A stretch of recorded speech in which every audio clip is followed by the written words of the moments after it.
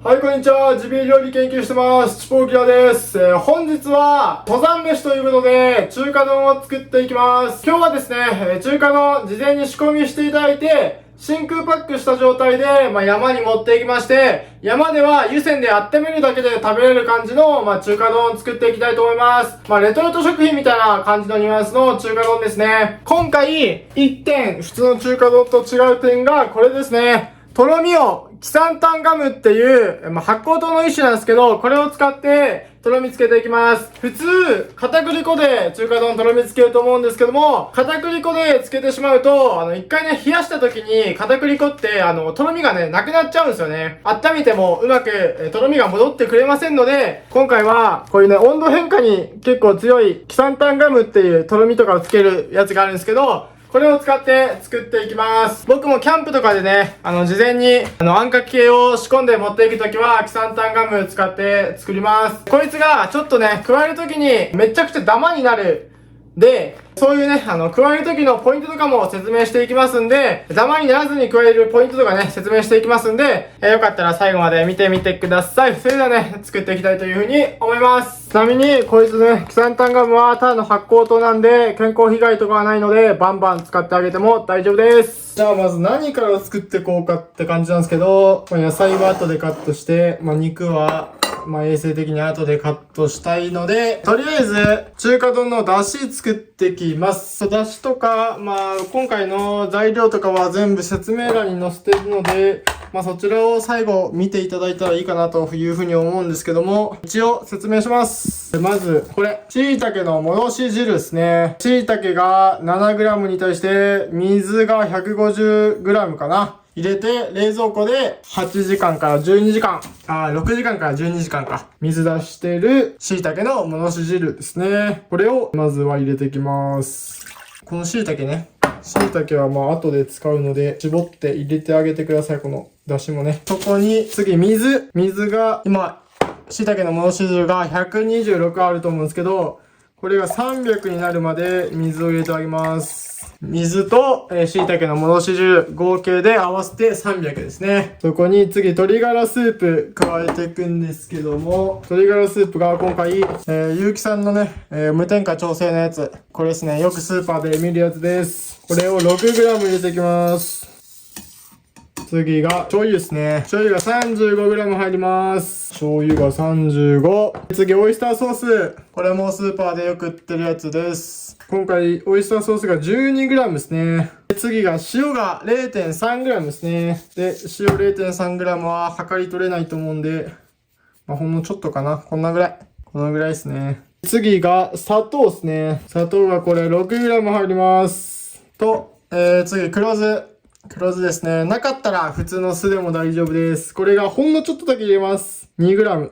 ちょっと入れるだけでちょっと爽やかな感じになります。これでスープは完成かな？完成ですね。で、今回ね、塩分濃度をしっかりと計算して、スープ調合してますんで、若干こういうね、使ってる醤油の種類とかが違うと塩分濃度も変わってきますんで、その時は一回僕と同じ分量で作っていただいて、一回食べて味見していただいて、2回目以降ね、作る時、塩か醤油を減らして塩分濃度調整していただくと、美味しい感じになるかなというふうに思います。で、これしっかりとね、混ぜて溶かしておいてあげてください。次、野菜カットしていきます。今回使う野菜が、白菜、チンゲン菜がなかったんで、チンゲン菜でもいいけど、今回は小松菜と白ネギ、人参、生姜、ニンニクですね。これをカットしていきます。硬いとこと柔らかいとこで加える順番が違うんで、加える順番別にタラを2個に分けて切っていこうかなというふうに思います。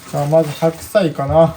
白菜も、この白いとこは先に加えて、葉っぱは後で、加えていくんで、これもね、別々に切っていきます。ざく切りでいいですね。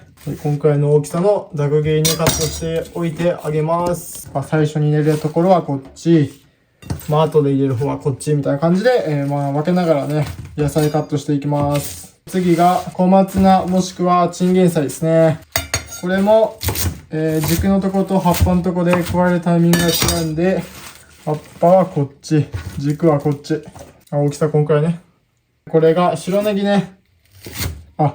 全然グラム数を、ちょっと説明してなかったんですけど、白菜が 200g、チンゲン菜が 100g、長ネギが、50g ですね。詳しい、分量は全部説明欄に記載しております。今回の大きさに切っておいてあげてください。これは、こっちやな。最初の方に入れるんで、こっちに置いておいてあげてください。人参が 80g 入ります。人参はね、結構厚めに切ります。山で湯煎した時に薄すぎると食感がなくなっちゃうんで、結構厚めに切っていいっすね。どんくらいこれ ?1 ミリぐらい ?1、2ミリぐらいです。1.5 ミリぐらいです。これはこっちやな。次、ニンニクと生姜っすね。生姜は普通スライスのまんま千切りとかにして入れるんだけど、僕はあんまり生姜がこういっぱいこう主張しすぎている中華丼はあんまり好きじゃないんで、みじん切りにしていきます。まあ、あくまでも香り要素みたいな感じで入れていきます。食感はあんまりかな。で、ニンニクも食えるタイミング同じようにみじん切りしていきます。中華丼結構ニンニク普通入らないと思うんですけど、やっぱ山料理なんでね、ちょっとガツンとインパクトがあった方が美味しいので、今回はニンニク入れてます。ニンニクはなくてもできるけど、ニンニクあった方が美味しいんで、ニンニクぜひ入れてください。粗みじんぐらいでいいですね。これは最初に油に香りを移していくんで、もうそのままフライパンに入れておいてください。次がキクラゲ。キクラゲはこれ戻してる。もうカットもしとんね。自分今さっきカットしましたわ。今回 20g 使っていきます。だいたい乾燥の状態で 6g、乾燥 6g を水でふやかしたらだいたい 20g になります。これはもう僕があらかじめカットしておいたんで、食べやすい大きさにカットしておいてあげてください。で、次さっきの干し椎茸の戻したやつの戻し殻の方ね。これ石づき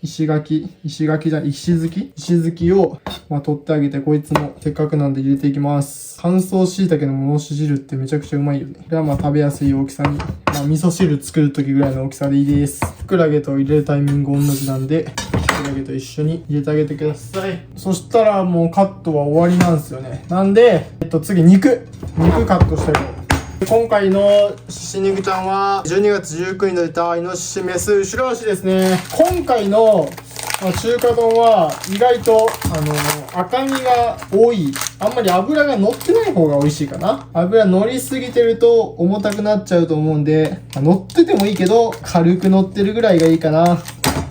多すぎるときはトリミングして油取ってあげてください。12月に取れたイノシシなんでこんなもんですよね。今回ね、薄切りしていきます。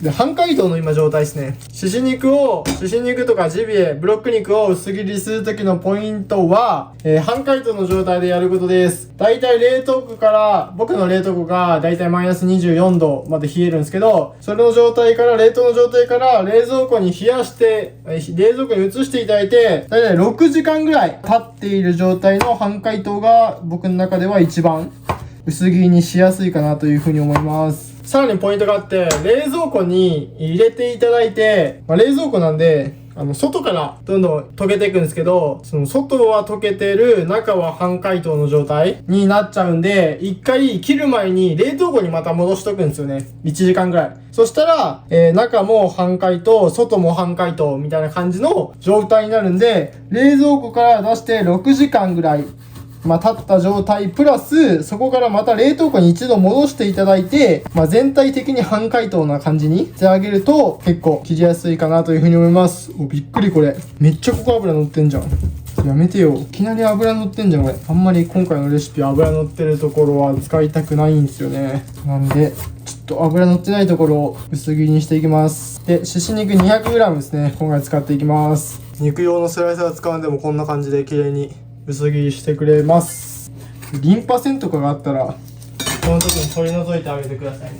大きすぎるやつは食べやすい大きさにカットしてあげます。そしたらもうカットするものは終わりですね。こいつにはね、一回下味をつけときますんで、まずね、塩が 1.5g です。1g とちょいぐらいかな。こいつを全体にブワーっと乗っけてあげて、下味をね、最初につけとった方がお肉が焼いてもね、柔らかい状態になりますんで、下味結構大事です。塩が 1.5g に酒が 10g。よく揉み込んでいただいて、10分ぐらい放置します。家で作るときは最初にしし肉を下ごしらえして、その後にね、野菜切ってもいいかな。今回は衛生上の関係で先に野菜を切りました。しっかりと味なじませてあげまして、このまま10分置いてあげてください。はい、ということで、10分放置しやして、そこにね、片栗粉加えていきます。片栗粉ね、10g です。中華料理でいうところの、チャンってやつですね。肉を片栗粉で、コーティングしてあげることで、水分の保水率を、上げるみたいな、肉汁が、逃げないようにしてあげるみたいな感じの、仕込みですね。しっかりと片栗粉をお肉にまぶしてあげます。下準備終わりなんで、作っていきます。まず、ニンニクと生姜ね、入れた、ニンニクが 5g に生姜が 10g やったな。そこにサラダ油入れていきます。大体サラダ油はニンニクと生姜と、同じぐらいの量を加えていきます。そしたら、じっくりとね、弱火で油にニンニクと生姜の香りを移していきます。まだ油冷たい状態なんで、とりあえず中火で大丈夫です。はい、しっかりとパチパチパチと音がしてきましたら、火をね、弱火にして、じっくりとちょっとニンニクと生姜に色がつくぐらいのとこまで炒めていきます。炒めるっていうか油に香り移す感じやな。で、若干ニンニクが色づき始めたぐらい、ほんのちょっと色づくぐらいかなのタイミングでしし肉加えていきます。で、火を中火に戻していただいて、ほぐしながら炒めていきます。あんまりしし肉は炒めすぎると硬くなっちゃうんで、さっと炒めるぐらいでいいですね。全体的に、色が変わるぐらいまで炒めてやられる感じで大丈夫です。ちなみに、今回片栗粉をちゃんという作業でまとわせましたけども、片栗粉でまとわすことで、火がね、入りすぎない。表面が片栗粉でコーティングされてるんで、火の入りすぎをね、防ぐっていう効果も、片栗粉にはあります。こんな感じで、ある程度、火が通ったら大丈夫です。そしたら、野菜を加えていきます。野菜が硬いやつから順番に加えていきます。まず人参。で、軽く人参に、油がまとったら、次は白菜かな。白菜の芯のところです。意外と火通らんのよね。ちなみに今強めの中火で炒めております。で、白菜も、油をコーティングできたら、次に白ネギと小松菜の茎の部分加えていきます。で、もう椎茸とかも、椎茸とキクラゲも入れてあげて大丈夫です。今回、ここで完成させるんじゃなくて、山で湯煎した時に、火の通り具合が完璧になるような感じで仕上げていきたいんで、野菜とかはほんとさっくり炒めるだけで大丈夫で、軽く白菜の芯が、しんなりしてきたぐらいのタイミングで、小松菜の葉っぱのとこと白菜の葉っぱのところ混ぜ合わせていきます。これもほんとさっくりでいいですね。ちょっと傘が沈んだぐらいまで炒めてあげる感じです。あくまでも山で完成させるんで、ここはほんとさっくりでいいです。軽くしんなりしてきて、このね、葉っぱとかにしっかりとね、油がコーティングしているような状態になったら、そこに今さっきね、最初に作っておいただしを加えていきます。そしたら、中火で一回沸騰させてあげます。強めの中火ね。強火でもいいですね。けど、ちょっと今回、IH 用のフライパンでテフロン加工なんで、フライパン傷んじゃうんで、強めの中火ぐらいで一旦沸騰させます。OK です。しっかりと沸騰しておりますんで、そしたらもう、すかさず火止めてあげてください。で、今からとろみをつけていきやすね。ここからがちょっと難しいんだよ、キサンタンガムは。すぐダマになっちゃうから。ダマにならないポイントを説明していきます。で、今回、この中華丼ぐらいの量やったら、キサンタンガムは 1g から 1.2g ぐらいの量で、ベストなとろみがつきます。1g 結構測るの難しいと思うんですけど、これ、2分の1の小さじかなに対して、ちょっとこれ多い。こんくらいか。こんくらい。2.5 の計量スプーンに、こんくらいですね。これが 1g ぐらい。で、今これが 1g やけん。もうちょっと入れていいよね。こんくらいかな。1g とこんくらい。こんくらいやな。これが 1.2g。もうほんのちょっとでとろみつくんで結構難しいんで、ちょっとずつ加えてあげてください。そこに、このまま入れちゃうと、速攻、水分吸っちゃうのこれ。ポケットトイレのおむつのやつみたいな感じで、水分をすごい勢いでこれ吸うんだよね。もうすぐジェル化しちゃうの。なんで、すぐに水分を吸い取らせんために、ここで油でコーティングしてあげます。キサンタンガムに対して油は、10倍の量、なので12g ぐらいで溶かしてあげる。溶かしてあげるってコーティングしてあげる感じかな。こんな感じかな。で、キサンタンガムをダマがないように、ダマにならずに入れる方法は、油で分散させてあげる他にも、砂糖とか塩とか、そういうので混ぜて分散してダマにならないように、するっていう方法が、あります。他の料理とかで使うときは、油をあんまり使わない料理とかで作るときは、砂糖とか塩とか粉物と一緒に分散させて加えてあげてください。で、ここからが難しいんよね。混ぜながらね、もう加えないとすぐダマになっちゃうから、こう真ん中ね、ちょっと開けていただいて、しっかりと混ぜて、ちょっとずつ垂らしながらこれ加えていく。もうほんのちょっとずつ垂らしながら、素早く混ぜていく。OK。で、これちょっとすぐにはとろみがつかないんだよね。油で分散させてあげてるっていうのもあって、すぐにはとろみがつかないんで、こう様子見ながらね、このままちょっとしばらく混ぜておってあげてください。いきなりつくからとろみが。徐々についてきました。はい、こんな感じです。ちょっとシャバいので、もうちょっと加えていきたいと思います。難しいね。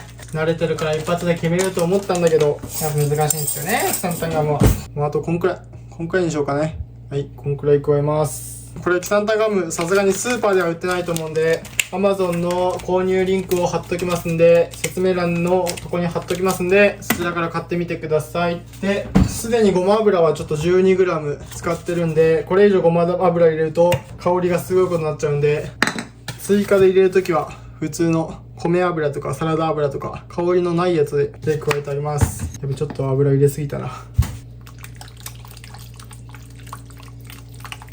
真空パックしてね、冷蔵庫とかで冷やしてる間に野菜からちょっと水分が出て、とろみがちょっと弱くなっちゃうんで、ちょっととろみ強めぐらいでつけとった方がいいと思います。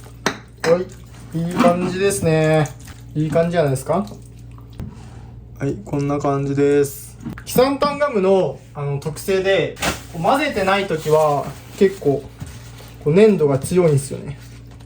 粘度が強いんだけど、こうやってすくってこう流してあげるとサラーって流れるっていう特性があります。なんで、これを利用して、ドレッシングとかのとろみ剤として、よく使われてます。こうやってかけるときはシャーって流れるんだけど、この止まってる状態では野菜の上で形をキープして野菜の上からこう流れないようになるんで、この性質を使って結構ドレッシングとかの、材料で、裏見ていただいたらキサンタンガムって大体書いてます。で、これで完成です。で、あとはもう真空パックして、ジップロックでもいいけど、真空パックして、山で温めて食べる感じっすね。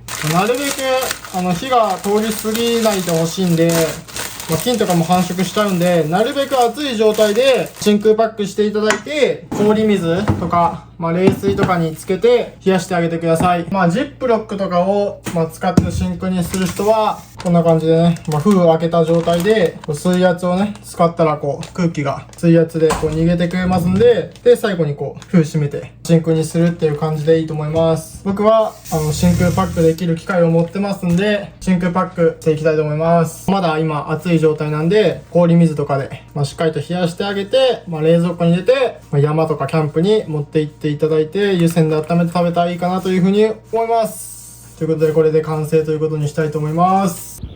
はい、ということで、はるばる登山しに来ました。ここはボーガズルキャンプ場っていうね、キャンプ場ですね。山の途中にあるキャンプ場ですね。ここで、今日は今さっき作った中華丼を食べていきたいというふうに思います。逆光ですね。こんな感じです。今ね、ちょうどあんかけを温めている状態です。沸騰してない状態のね、水の中に入れて、ただ温めるだけですね。こういうね、ガスバーナーとかでやるときは、蓋が熱くなりすぎて溶けちゃうといけないので、IH とかだったら溶けやすいですね。ガスバーナーだったら大丈夫かな。IH やったら、もうこの鍋自体が熱源になるから結構溶けちゃったりするんで、そういうときはここにね、下、網とかね、一個ちょっとかさ上げして、温めてあげると、袋が溶けずに、いい感じで湯煎することができます。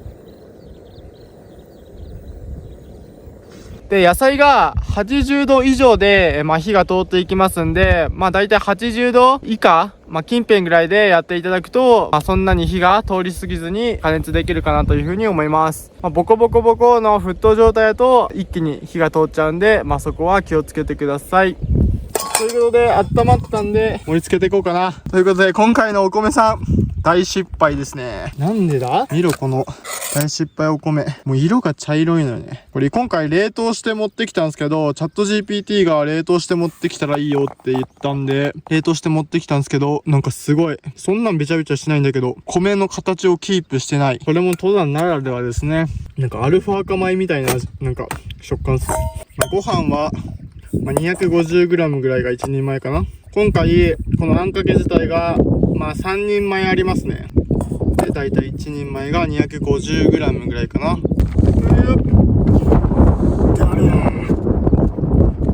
わ、うまそう。片栗粉やったら、一回冷やすととろみがサラサラになっちゃうんですけど、キサンタンガムだから、とろみはそのまま、とろーっとね。いい感じのとろみです。これがキサンタンガムのとろみの安定性ですね。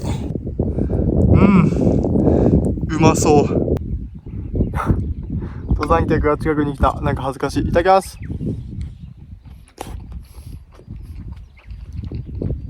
完璧だね。景色も完璧だし、塩分ちょうどいいな。